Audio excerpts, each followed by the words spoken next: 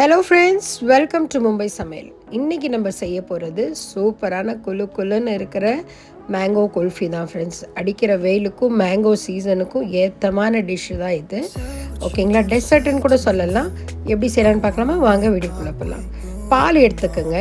நான் எடுத்துருக்கிறது வந்து 1.5 கப் பால் தான் யூஸ் பண்ணியிருக்கேன். இதில் ஒரு பாத்திரத்தில் அடுப்பில் வச்சு அந்த பாத்திரத்தில் கொஞ்சம் தண்ணி விட்டு அதை நல்லா கொதிக்க வச்சு அந்த தண்ணியை கீழே விட்டுடுங்க. ஏன்னாக்கா இந்த ட்ரிக்கு ஏன் செய்யணும்னா, எந்த இனிப்பு செய்கிறதா இருந்தாலும் பால் பண்ணோம் அந்த மாதிரி செஞ்சாக்கா திரிஞ்சிடாது, பால் திரிஞ்சிடுங்கிற ஒரு பயம் இருக்காது. சரிங்களா, 1.5 கப் பால் விட்டு நல்லா இதை வந்து நம்ம கொதிக்க வச்சுக்கணும்.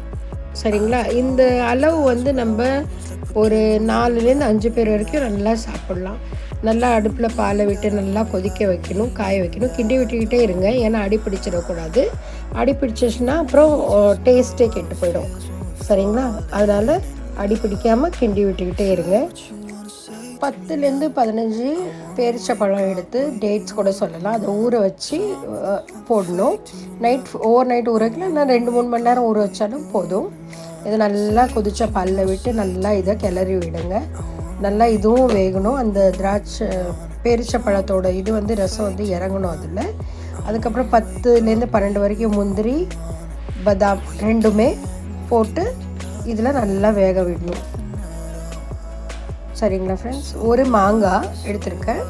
சரிங்களா, ஒரு மாங்காவோட பல்ப்பை நல்லா எடுத்து, இது வந்து நாங்கள் இங்கே மும்பையில் வந்து இதை ரத்னகிரி ஆம்னு சொல்லுவாங்க, ஆப்புஸ் ஆம் சொல்லுவாங்க. இது தமிழில் என்ன சொல்லுவாங்கன்னு உங்களுக்கு தெரிஞ்சால் கமெண்ட் பண்ணுங்கள். சரிங்களா, இந்த மாதிரி எடுத்து இதை நல்லா பியூரி பண்ணி வச்சுக்கணும். சரிங்களா, இது நல்லா அது வரைக்கும் இது கிண்டி விட்டு நல்லா வேக விடணும் ஃப்ரெண்ட்ஸ். ஓகே, இது ஒன்று வந்து இந்த வெயில் காலத்தில் ஜெல்லுன்னு வேற இருக்கும்.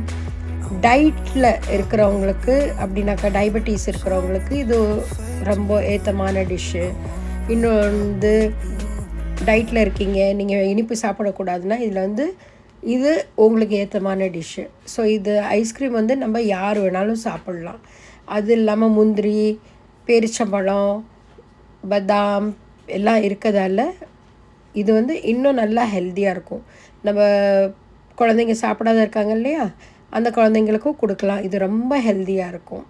சரிங்களா, இந்த இது கலவையை வந்து நல்லா ஒரு 10 நிமிஷம் வரைக்கும் நல்லா கிண்டி விட்டு செஞ்சுட்டு, அதுக்கப்புறம் ஆற வச்சு என்ன செய்யணுன்னாக்கா, இதை நல்லா நம்ம மிக்சியில் அரைச்சி எடுத்துக்கணும். நல்லா நைஸாக ஜூஸ் மாதிரி அரைச்சி எடுத்துக்கணும். திப்பி இருக்கக்கூடாது.